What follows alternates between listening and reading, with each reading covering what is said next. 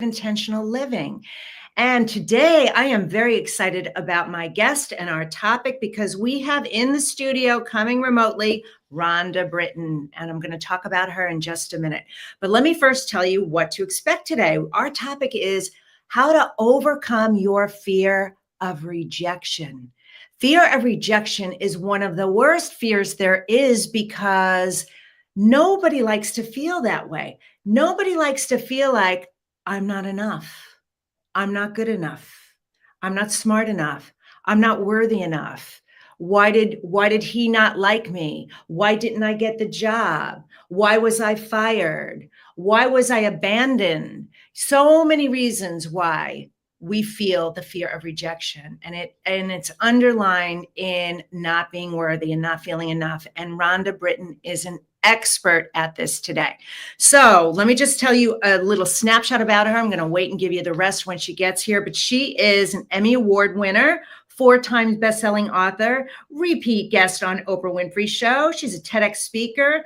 She's a Huffington Post contributor and master coach, and she's devoted her life to one thing: teaching people how to master fear. She's created a method for anyone to overcome the insidious fear of not being good enough with her wheel technology that she developed to use to save her own life. She has got such a phenomenal story, and she's going to share it with us in just a few minutes. So if this is your first time here, I want to say welcome to I Have Today. I so appreciate you being here. And if you've been here before, I want to say welcome back. And where can you catch us? Well, we're on the E360 TV television network, streaming live, and we're also on YouTube and Facebook at I Have Today with Diane Forster. My page is over there. And now we're also on Twitter and LinkedIn, Diane Forster Official over there. So I hope that you'll find us and you'll find this content. We have hundreds of episodes, all to inspire, empower, and educate you through life's transitions. We always talk about the art of intentional living. And our purpose here with this show, my mission statement and intention for you, is that you leave each one of these episodes feeling better at the end than you did at the beginning. And so stay until the end, because I end each episode with a powerful mantra meditation tying in what our guest talks about and the theme of the show. All right. And then one of the other things that we do every week at I Have Today with the Art of Intentional Living is we create intention statements. And an intention statement is something that I want you to use for the entire week. And because through the repetition of you saying it, it's sort of an affirmation, a mantra. When you say it over and over again, you allow your mind to start believing it. It's through the repetition that we create positive, permanent, lasting change. All right. So our intention statement for this week is: I have today to let go of rejection and live fearlessly. I have today to let go of rejection and live fearlessly. Okay, let me tell you what we do, you guys. If you hop on over to my Instagram page at Diane Forster Official, you're going to see a little button there that says wallpapers. So click on that button, and what you're going to find is all these beautiful graphics with the intention statements. And this one is here already. It's showing on the screen right now. And what I want you to do with it is take a screenshot of it and use it as your screensaver for the week, because that's going to help you remember it and anchor it in. All right. And so that's there for you. Now, what's going on here at I Have Today? Well, we have lots of exciting things going on. We have an event coming up on November 11th, 2022, 11/11/2022 in Los Angeles, California, and it's called tvhostmaker.com, tvhostmaker.com. And what I'm going to be doing is I'm going to be broadcasting or streaming my television show live that day in front of a studio audience, a live studio audience for the first time. So we're so excited about that. And then what we're going to be doing is the attendees who come. This is for you, ladies. If you're a coach, a consultant, an expert, and you've thought about having your own TV show, but you just don't know how and don't know where to start, I'm going to give you a behind the scenes glimpse from pre-production to production to post-production on how you can do it. I'm going to teach you the roadmap. You're going to build the blueprint of your own amazing, unique show. I'm going to show you my humble beginnings and everything in between. So it's really going to help you launch that show that, trust me, your audience is waiting for. So if you're interested in learning more, here's what I'm going to do. I'm going to send you over to my Instagram page again. DM me the word star, STAR, star. All right. So that's going on. We're super excited about that. And I'm ready to bring on Rhonda. But first, let's hear a word from our sponsor, the Spifter.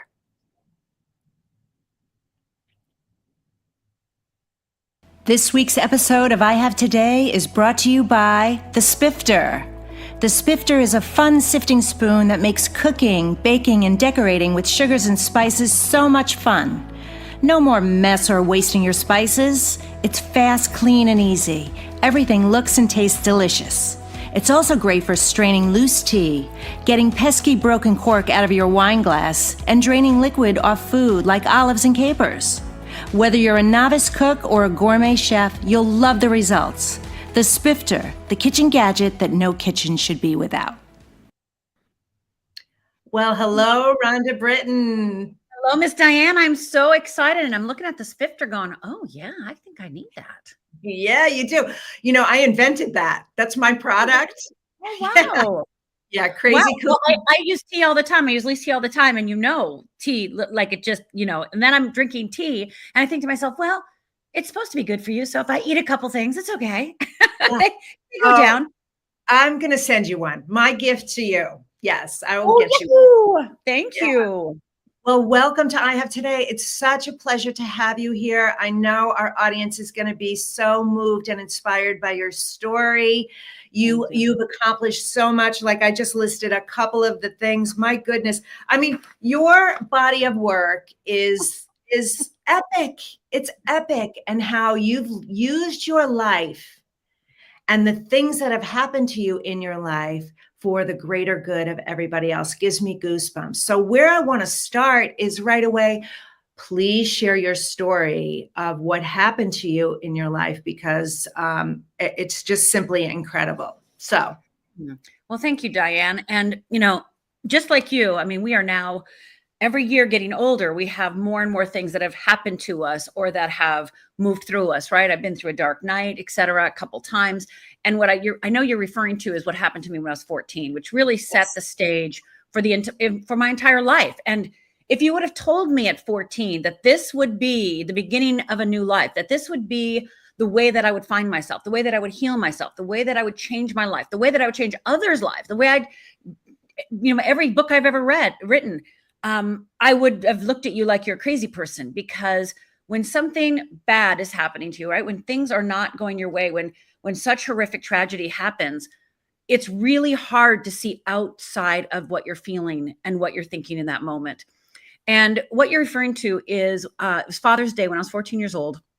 Yep. And my father was coming over to take us out for Sunday brunch. My parents were separated. And I was pretty excited because we grew up in a little tiny town and we never went out to eat. So my father came over to the house with me and my 3 sisters and my mom. And he goes, come on, come on, come on. My mom's getting ready, fluffing her hair up and putting on her blue eyeshadow. And I start walking out with my mom, and my 2 sisters are fighting it out in the bathroom. And my dad goes, come on. And so me and my mom walk out. And as we walk out, my dad says he has to get a coat from the car, and a tan Naugahyde leisure suit coat, by the way. And as he lifts the trunk to grab the coat, out of the corner of my eye, I realize he's not grabbing a coat, but he's grabbing a gun. And he starts screaming at my mother, you made me do this. You made me do this. And he fires.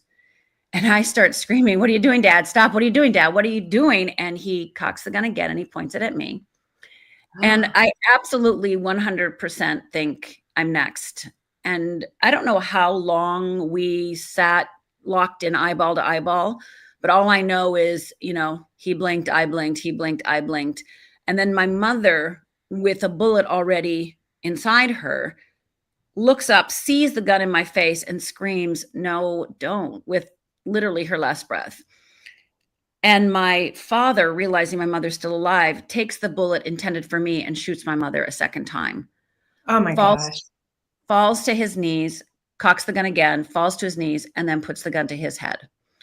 And so within less than 2 minutes, I was the sole witness of my father murdering my mother and committing suicide.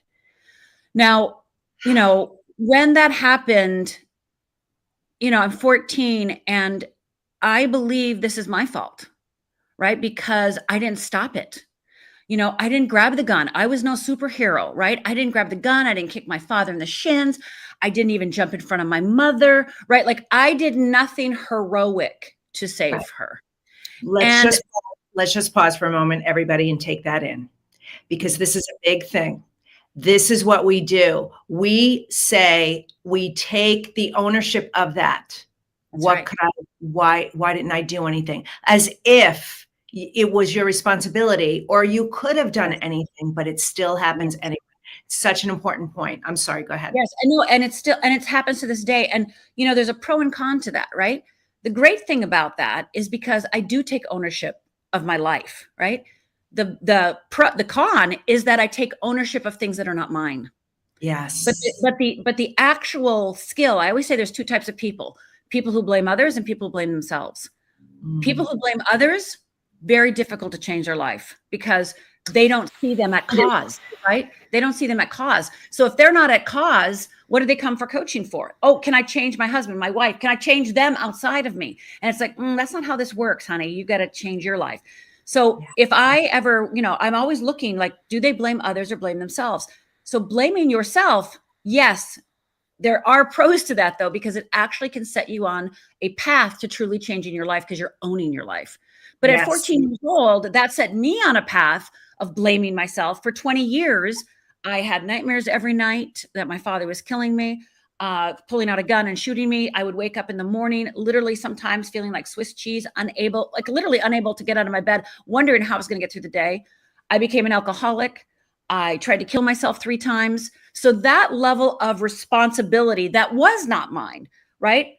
That kept me victimized. Really, that kept me a victim of my father. I was another casualty of that murder-suicide for 20 years because I literally shamed myself, blamed myself, even though, I got a scholarship to college, even though I still got straight A's, right? Even though I was, did some great things at the University of Minnesota. It didn't matter.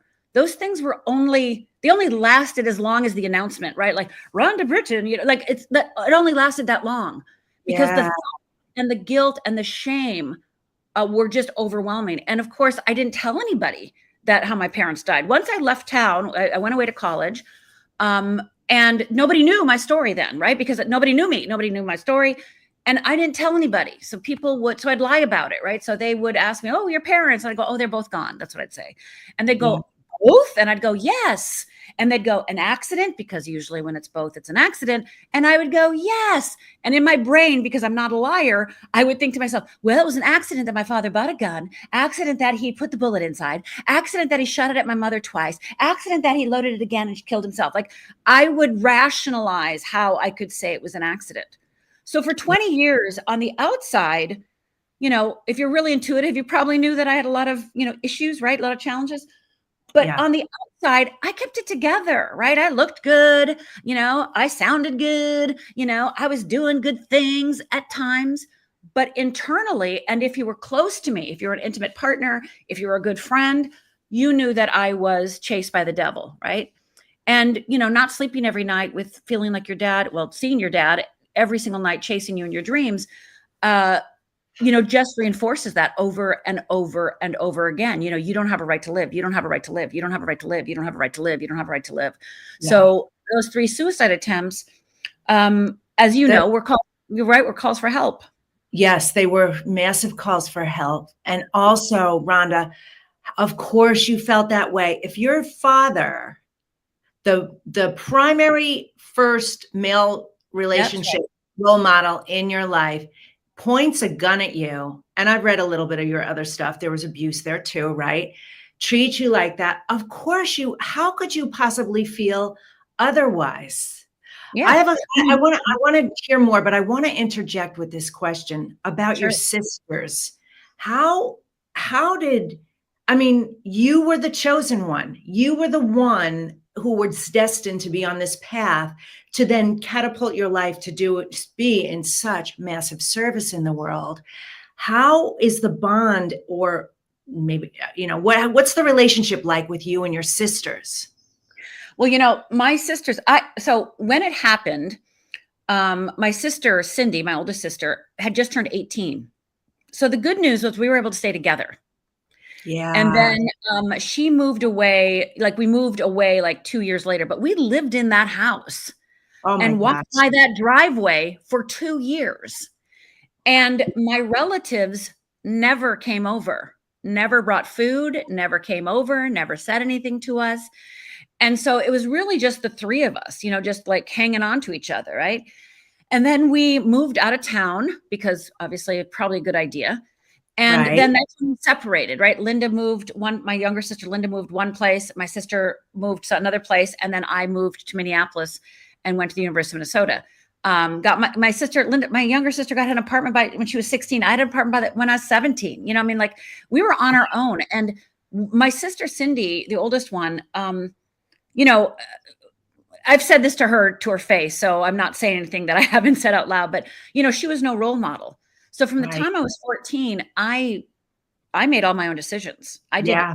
I never asked anyone what to do or how to do it, because also You part of my you family. grew up that day. You grew Oh, up that day. I was an adult that day, right? Your So childhood supposedly, is over.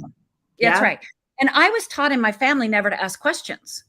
And I was taught that, you have to know everything. So here I am at 14 years old, unable to ask anybody any questions, unable to share anything, because you have to, I grew up in a Finnish community, and Finnish people don't share feelings, and they don't do that feeling thing. They don't do the emotional thing.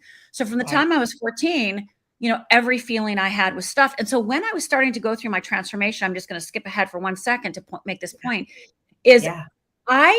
one of the reasons I drank is I was so enraged, right? I had so much rageness, so much rage, so much grief, but I had no access to it. I didn't know how to access it. And then the other thing is I remember when I did go to therapy, and my first therapist was like, "You are mad," and I'm like, "Yes, but if I express my rage, I will destroy the world."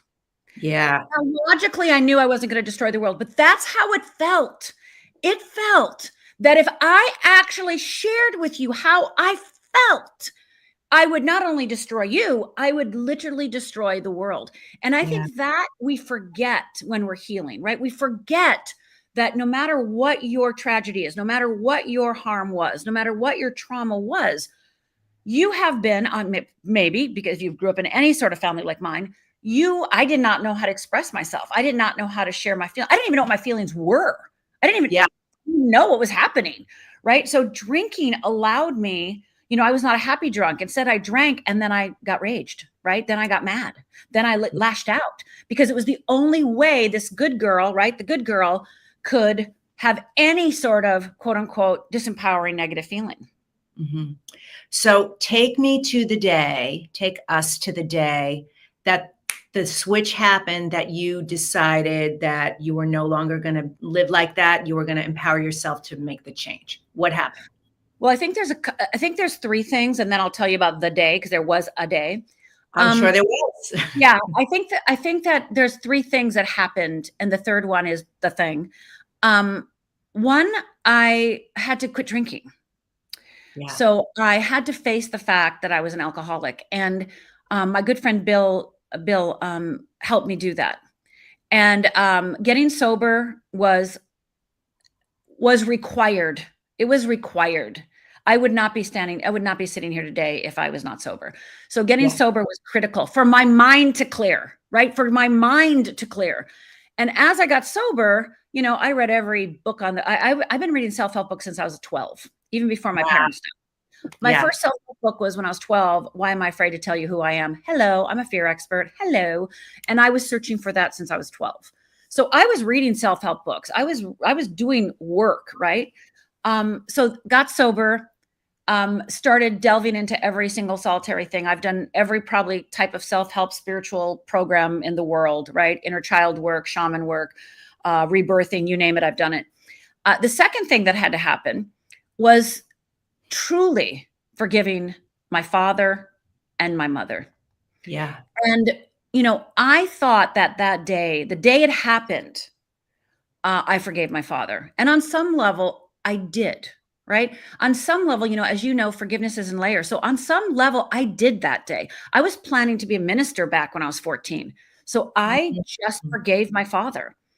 But as you Yes. know, like, as life happens, it pokes you, and those pokes expose where the healing has not occurred, right? So I then had to forgive my father first. My father was the easiest to forgive, by the way.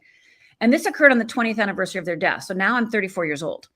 So I forgave my father, easiest one. I forgave my mother, who was actually way difficult, because in order to forgive her, one, I had to take her off the pedestal. And I had to take her off the, like, oh, my poor mother. No, I had to be like, no, of course, she's not to blame for being murdered, but she stayed with my father. She didn't protect us. Like, I had to face all of that. I had to face my mother's flaws in order to forgive her. And then, of course, lastly, I had to forgive myself for not kicking my father in the shins and not grabbing the gun and not being a hero that day, like Superwoman. And so that was the second really key event in my life that had to happen in order for me to get to the next place. Yep. And then the third thing, which was what set me on this path. Yeah. Because, I was, again, doing everything. I was becoming a spiritual practitioner. I was actually in ministerial school. So now I'm 34, and I was working. I had owned a PR, a little public relations company, and I had solo entrepreneurs as my client. And I had a man named Paul as my client, who is brilliant and is still brilliant today. And he would tell me, he was one of the first coaches in the world. And he would tell me, oh, you're a better coach than me. And I'd look at him and go, no one's going to listen to me. Have you noticed I tried to kill myself 3 times, was an alcoholic, and my father murdered my mother and committed suicide? I don't think I'm a role model. That's not happening. But he would always tell me, you're going to be a better coach than me. You're going to be. And I would literally look at him like he is a crazy person. Yeah. And so one day I'm at his office, and I'm sitting on his couch, and we're brainstorming some solutions for his business. And he's at the board, and I, out of the corner of the ceiling, which I rarely share this story. I love it. Keep going. Corner of the ceiling, a cloud comes out of the ceiling. A book comes out through the cloud. And it goes like this, just like a book, right? It goes, right? And this big giant book shuts, goes back in the clouds, and disappears. Wow. And the first response I had was, that can't be for me. Yeah. Now, me and Paul are alone, and I literally turn around going, oh, somebody must have walked in. Like, that can't be for me. Yeah. Second thing, there's nobody behind me, and I look at Paul. Well, that must be for him. Yeah. And he's still talking away. He doesn't know what just happened. And I'm like, what just happened? And what had just happened is I was downloaded every answer to every question I'd ever asked. I was downloaded basically every answer to every question. You got the blueprint Bible to the universe's answers to every one of your questions. Wow. It was unbelievable. And I knew that I knew. I was like, oh, now I know. And I didn't know what to do with this, right? Because I was like, what do you do? Because inside the message was also, you must now go and share this. And I'm like, no. Remember the alcoholism, remember the suicide attempts, remember all that stuff. I can't do that. And so I think the Lord had a appointment with my minister the next day. And I go to my minister and I go, this thing happened. Yeah. And I have to go and finish my last 3 credits of a bachelor's, because of course I skipped out of college. I have to go get a master's, I have to go to PhD, and then I have to write a book, and then that's like 7 years. So in 7 years, I'll do this. And she looked at me, she goes, when you get the call, you're ready. And I went, no, you don't understand. I have to go take my 3 classes. I have to go get my master's. I have to go get my PhD, and then I have to write a book, and then I'll be ready. And she goes, when you get the call, you're ready. Yeah. And she just kept saying that to me. And I wrestled for about 6 months. And how could I? I didn't have a right. I Who do I wasn't. think I am? Who do you think you are? What? Right. And um, I was, uh, like I said, Paul was one of the very first coaches, and he had these amazing classes and amazing coaching coach program. And so I was talking to a couple of friends to go and take his programs. And my good friend Lisa, and she reminded me this of actually the other day. She's still my client 27 years later. She looked at me and she goes, "Well, why don't you coach me?" And I'm like, "What?" She goes, "Why don't you coach me?" What do you? Yeah. So I ran to Paul and went, "Vaz wants me to coach her," and she became my first client. And Wow. that opened the door to me claiming my download, claiming my experience, claiming, every book I'd ever read, every workshop I'd ever done, claiming the whole experience. And then Lisa, and then I had another client, and then that lasted for about 6 months. And then a download came about how to expand my business. And within 1 week, I had 20 clients. Oh my goodness. Wow, Rhonda. Incredible. I love that so much. You were ready because you quit the drinking. You stopped the worst self-sabotaging thing you were doing to yourself in that moment. And then you stopped the second self-sabotaging thing, which was the forgiveness. And then boom, you saw the book in the clouds, which I love. By the way, I have that too. And the first time you start that stuff starts to happen, it freaks you out. Like, what? Yeah. What just happened? Is that for me? Like, because again, you have to claim it, right? You have to be like, that is for me. Of course. And that's right. That is my destiny. That is my, Yes. Yeah. So now you have this gift that I know, because I do it with my clients too. You have this gift because now you're able to tell all of these clients, yes, this is for you. The thing that you think is for you too. Yes. And I'm going to help you. I'm going to help you get over the fears. And so I want to talk about what came first, the wheel or the book? The wheel technology or The wheel the book? came first. The wheel came first. So when I started working with clients, obviously, I made my way, right? And then after about 6 months, like I said, when I got the download of how to get more clients and how to expand my business, I started with every client, I started realizing I did know the answer and I did know how to help them, right? I don't, again, it wasn't me, right? As you said, right? It's not me, it's that I'm a channel. And I always say when people thank me for helping them, I always go, well, they're thanking my willingness to be a channel. That's what they're thanking. And so I forgot the question. Which came first, the wheel or the book? So I started working with clients on right away. It became very clear to me that one of the downloads was, it's all about fear. You can talk about procrastination all you want. You can talk about anything all you want, but unless you address the fear, they're not going to be healed, right? Period. End of story. So I was downloaded the wheels and I started working with clients. I started having 10 people in my house. Which was again another growth period because my house wasn't good enough, right? I can't have people in my house, right? And then I surrendered, had people in my house, and I put people through this experience, and I put more people through the experience, and then my audience, my students would say to me, "Well, I want to share this with my cousin in Cincinnati. I want to share this with my friend in Toluca. So that was them asking." Was my impetus to write the book. Yes. And so then I wrote the book. And then from there, writing the book sent me on a 35 city tour. And they sent me to England and the United Kingdom for a tour. And I was in London. And in London, the publicist said to me, Rhonda, they're starting this new show for life coaches, changing lives. And they can't find one. They've been auditioning people for 9 months. And would you be willing to audition for the show? Well, I was an actress when I moved to Los Angeles. So, I didn't know that piece of it. Yeah. And I was like, because I had to, part of my healing was stop realizing I didn't want to be an actress. And that was a big deal, giving up acting and making a choice to do that. Not because I didn't work. I worked a lot, but making the choice not to work. So I Yes. went on that audition and ended up living in London 3 weeks later, doing the first show in the world where a life coach changed lives. That's amazing. It's so amazing. Yeah, I checked out your Wikipedia and I saw your IMDb stuff, and you're so impressive. And your show, your series, Starting Over, Mm-hmm. that ran from 2003 to 2006, you won an Emmy, a That's daytime right. Emmy. That's That right. is so So amazing. that's Can we right. show So it? Can we after show two it seasons, if we can? Let's see. There it is. There you oh, are, there girl. you go. There you go. That's me at the Emmys. Um, Love it.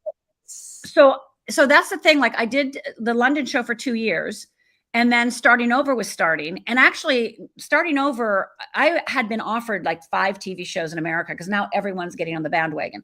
And so I was having meetings galore in the United States now to create a show similar to that in America. Starting Over already had sold the concept to NBC. They were already ahead of the game. So I was in negotiations with a couple production companies to start another show. And when Starting Over came calling, I was like, I'm jumping on this bandwagon because it's already happening. They have a contract with NBC. It's starting. So I auditioned, and again, three weeks later, I was living in Chicago filming the first season. It was 5 days a week, Monday through Friday on NBC at noon. And I did that for 3 seasons. Was shot 165, 175 episodes a year. And it was the first reality show to win a daytime Emmy. And you know what? I was so busy working at the time. I had just gone back to work at ABC in Chicago. I lived in Chicago for 24 years. And I wish I knew you then. I was going to say, we lived in Chicago at the same time. I lived in Old Town and in a condo that faced Lake Michigan and the zoo. I mean, I always say, if you're going to live in Chicago, I lived in Chicago the best. They put me up in my condo facing Lake Michigan.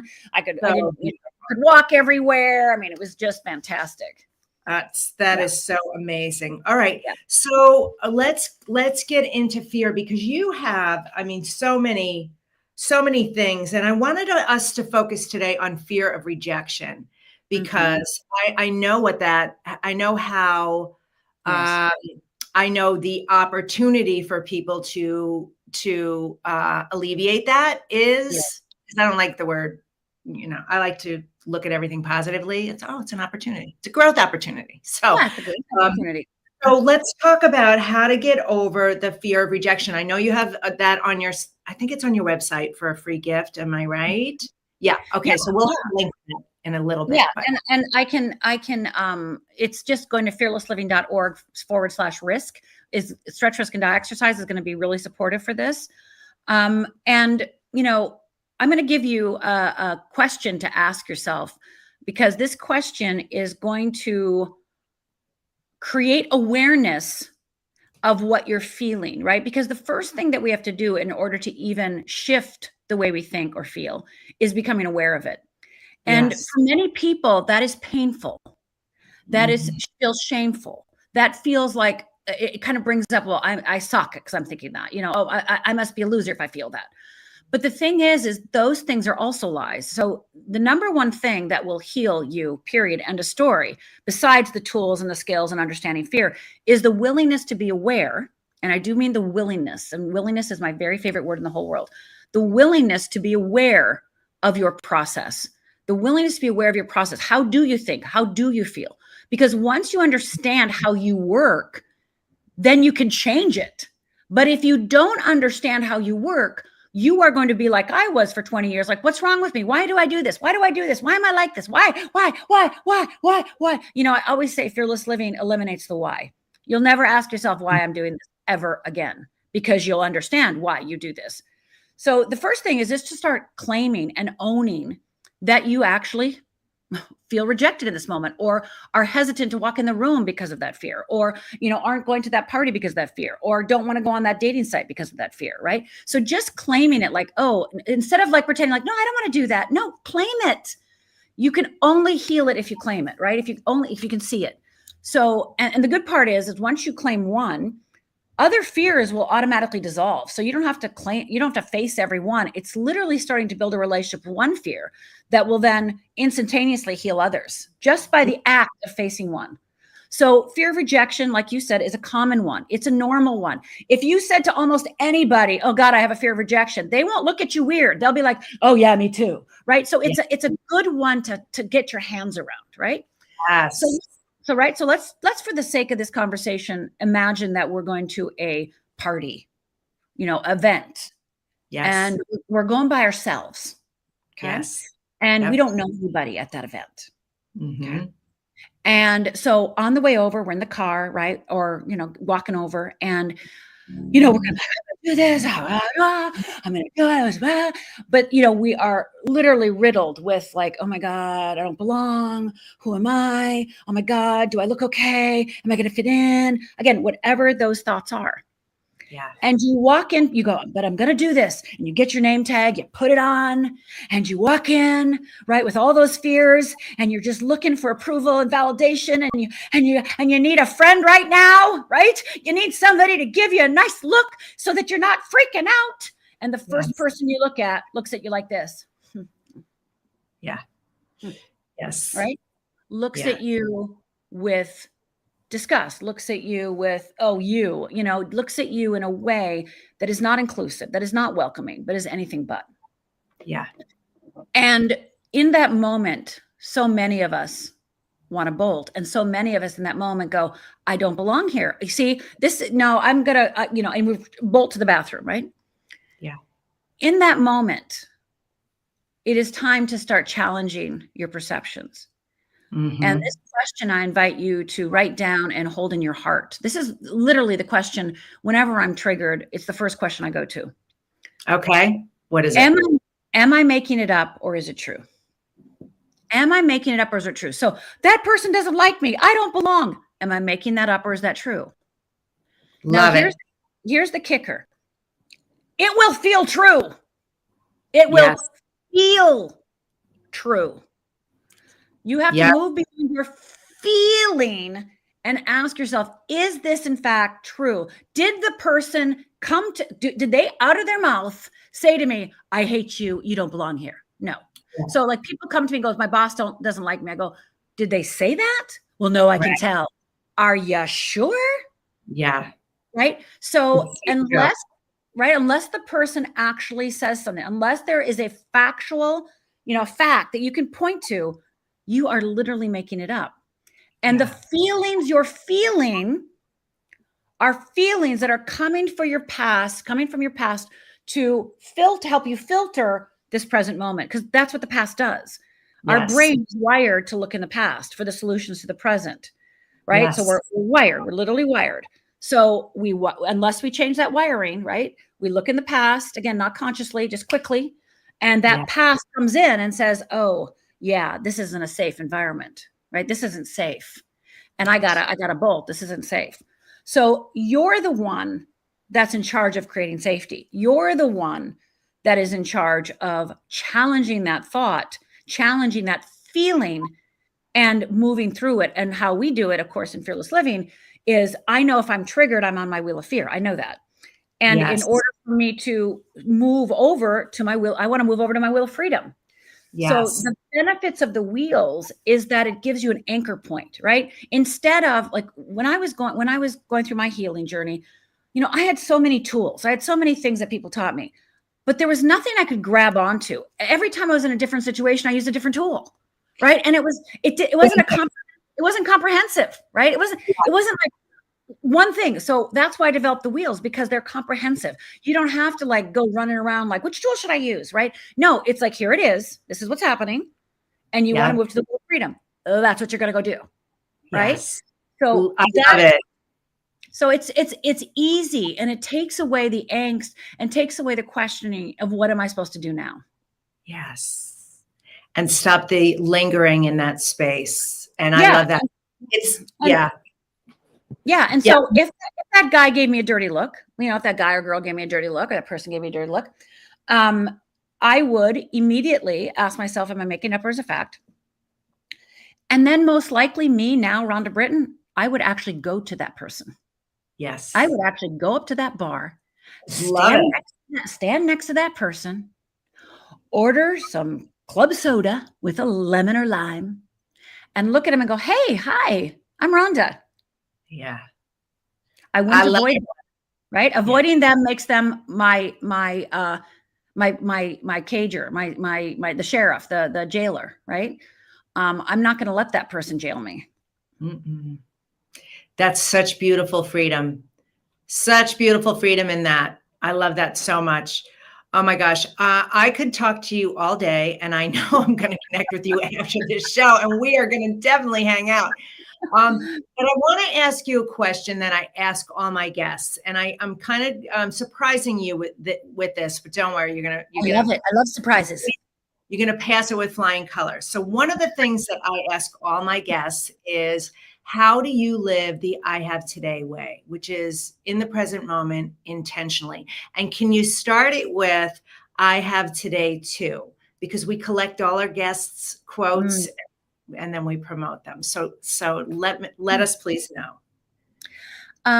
It really is. I have today to live in a willing heart, right? I have today to live and receive from my wheel of freedom. I have today, and I love your intentional living, because that really is what it's about.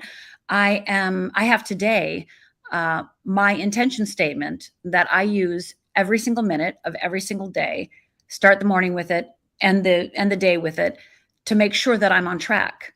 So I have today to be myself more and more and more, that I can embody myself more and more and more. I have today to become more and more me. And what an honor and what a gift that is. I have today to shed my skin and shed my fear and become more fearless. So good. Means I'll be more loving, right? Yeah, so good. That's so beautiful. Right? Rhonda, Fear is the only thing that stops us from love. Fear is the only thing that stops us from love. Fear is the only thing that stops us from living our purpose. Fear is the only thing that stops us from living with intention. Fear is the only thing that stops us. You can call it whatever you want. You can call us all these pretty names. You can call it worthiness. You can call it I don't love myself. You can call it all that baloney paloney. But bottom line, all of that stems from fear. It does. It's 100% fear. Okay, we're going to put up the link to your website right now, and then tell us what that link was again for how to get over your fear of rejection. Fearlessliving.org, O-R-G, fearlessliving.org/risk. So fearlessliving.org, and that little slashy thing, right? Yep. R-I-S-K. And you can download and take, use and grab the Stretchers Can Die class. And the Stretchers Can Die class not only has 3 quick little videos, they're about, 15 minutes each. That's a packet of downloads. And you want those downloads, right? You want those worksheets, because that's what you're going to use. And those worksheets are going to open your mind. And at the end of the 3rd video, I talk about the Wheel of Fear. So you're also going to get a preview of what the Wheel of Fear is. That's so beautiful. And I want everybody to get Rhonda's book too. Didn't you just have the 10th anniversary of Fearless Living? Did you have a 20th anniversary? Oh, it's the 20th. Oh, I'm sorry. I misspoke. Yeah. My first book came out in 2001. Wow. How exciting. And the fact that it's still published, that my publisher is still publishing them, and they're still, all 3 of my books, I'm blessed to say, are all evergreen books. So they're still being printed. They're still being published. People are still buying them. So I'm very grateful. Yes. Because your work is evergreen and it's timeless. And it's always available to help people. Yes. Fearless living is so beautiful. All right. Is there any final word you want to say? There's nothing wrong with you. It's just fear. There's nothing wrong with you. It's just fear. There's nothing wrong with you. It's just fear. There's nothing wrong with you. That it's just fear. And once you truly embrace that there's nothing wrong with you, it's just fear, the world, the burdens, the lies, the angst, the questioning all falls away, and you are truly living in the present moment as yourself and able to express who you are meant to be. Yes. Yeah. Your story is so incredible. And I love that you did get the download and you were able to see the visualization and you answered the calling. I answered the call with a bunch of who am I to do it? But eventually I surrendered. Yeah. Yes. Well, I'm with you, sister. I'm behind you, but I'm with you, sister. Yeah. So. Rhonda Britten, thank you so much for spending time with us here at I Have Today and inspiring, empowering, and educating our audience how to live more intentionally, how to live fearlessly. Mhm. And our title of the show was to overcome your fear of rejection. But as Rhonda said, everybody, when you get rid of that fear, other fears fall away too. So take inspired action in your life today and get that download. So well, thank you so much for being here. I truly appreciate you. You're welcome, Diane. Okay. Talk to you soon. Bye. Bye. She's just amazing. Remarkable story, remarkable woman. So I hope you guys were inspired by that, like I was inspired by that. Oh, I'm going to definitely do that download. I'm going to get that download for how to get over your fear of rejection. It doesn't matter where you are on your journey. It's all, we're all work of art and work in progress at the same time. And we could always be expanding more, learning more, growing more, doing more, giving more, loving more, and releasing more, Okay. All right. So now what we're going to do with the last few minutes of the show before we get to our mantra meditation is I want to talk to you about another opportunity. I know I talked about this at the beginning of the show about becoming a TV host, but I also have a free master class that talks about the 7 secrets to become a TV host. Now, Rhonda's famous, Emmy award winning, and I've been in the media industry for almost 40 years. I've had my own show for 5 years, and I want to help you if you are a coach or a consultant or a professional, an expert, you entrepreneur, and you want to elevate your brand, you want to grow your credibility and your authority, you want to reach more people and help more people. One of the best ways I know how to do it is by creating your own platform, and a TV show is the greatest way to do it. So I'm going to share those 7 secrets on how to become a dynamic one and the top 3 mistakes that I see most hosts making. And so if you want to attend that, team, can you put up the link right now? I believe it's at tvhostmaker.com. Yes, tvhostmaker.com. So go there, register for the free masterclass, and I'll see you inside. All right. So what we're going to do right now is we're going to do our powerful mantra meditation. And if you're new here, we end every episode, or almost every one. I have to say there's been 1 or 2 where the interview went long. We didn't get to do it. But I really want you to do this and learn this and practice this in your life. I want you leaving here feeling better at the end of the show than you did at the beginning. And one of the best ways to do that is to just really anchor everything in. And I'm going to take you through this. And what I'm going to do is I'm going to share one of my processes called the Rainbow Breath meditation. I'm going to get you in a great state to receive the words that I'm going to share with you. And once we do that, all you have to do is listen. All you have to do is just listen to the words. So obviously, if you're driving, if you're listening to this on the podcast or listening to this on YouTube or Facebook, wherever you might be listening to this, please don't close your eyes. You can listen, but don't close your eyes. For everybody else, I want you to just clear your space. Put your feet flat on the floor. Put your hands on your lap. You can face them down if you feel grounded, or turn them up if you feel inspired. And what I'm going to walk you through is a breathing process. That is, you're going to breathe in for 4 seconds, and I want you to pull that air all the way down to your tailbone, your root chakra area, and then hold it. And I want you to count to 8 in your head. And as you're counting to 8 in your head, holding that breath, I want you to send energy to each one of your chakras. And I'll walk you through this. And what I want you, the visualization as you're sending energy there is it's lighting up. And by doing this, all of those chakras are connected to everything in your body. It's extremely healing. It's such a great way to make yourself well. And so I want you to do that. And then once we count to 8, you're going to breathe it out like you're breathing out anything toxic in your body, any negative energy, any trapped emotions, any bad memories, all of that. Even kind of imagine like it's the smoke of a locomotive train, just coming out. You're just getting rid of all of it. Do that for 8 seconds. And as you're doing it, you're going to start to feel like your abdomen is going to feel like a deflated balloon. It's going to feel really good. And we're going to do this 2 times. Now, when I say the 8 chakras, we have the root, the sacral, the solar plexus, the heart, the throat, the third eye, the crown. And then right above our head is our soul star, about a foot or two above. Very important one. We're going to send that white light energy because, as Rhonda and I were talking about today, being able to channel the information that we're able to channel has come from keeping that one of all of them clear. You want to clear the karmic residue, as my friend Katie Bray says, because then you're able, it tunes, it allows you to be able to actually receive the information. All right, so let's go. I want you to close your eyes right now. Breathe in for 4. Hold it for 8 and light up your chakras. 1, 2, 3, 4, 5, 6, 7, 8. Blow it out for 8 like you're blowing out birthday candles.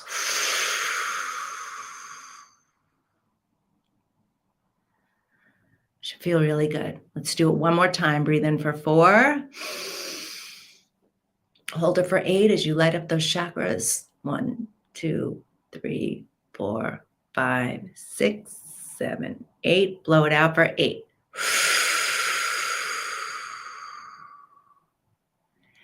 And just listen to the words. I have today to love my life. Something really good is going to happen to me today. I can feel it. Miracles big and small. I notice them all. Yes, yes, yes. Thank you.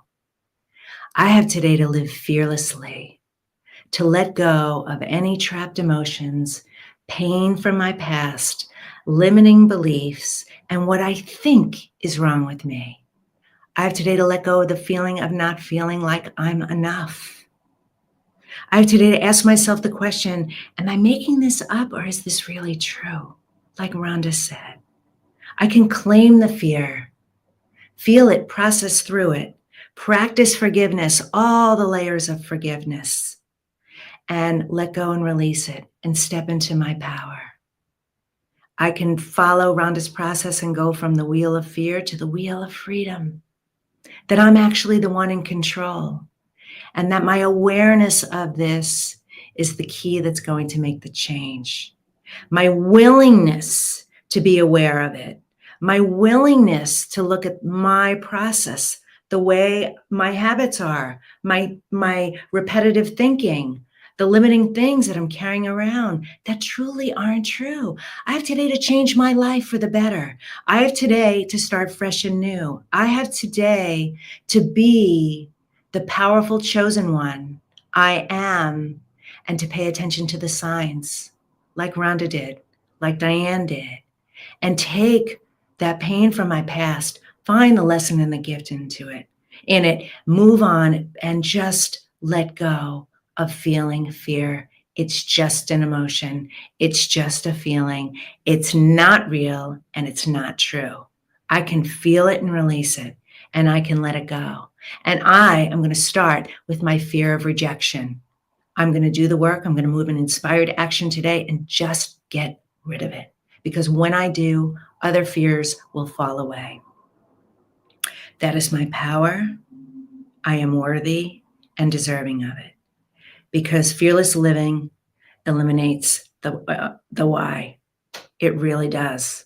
Why you're doing that, why you're suffering like that. Like, let's get rid of it. So on this day and every day forward, I'm going to let it go, and I am going to live fearlessly. And so it is. Thank you. Thank you. Thank you. Now you can open your eyes. Take that in. I want to thank my guest, Rhonda Britten, for being here. She's fantastic. Please follow her on social media. We have all the links. Please get her download, How to Get Over Your Fear of Rejection, at fearlessliving.org/risk. That's the link. We'll have that too. And to all of you, I send you so much love and light. Thank you for being here. You mean the world to me. You are powerful, worthy, and deserving of everything you want. Start living your life intentionally today. Don't waste another moment in your life, because all you have is today. I'll see you next time. Thank you so much. Take care. Bye-bye.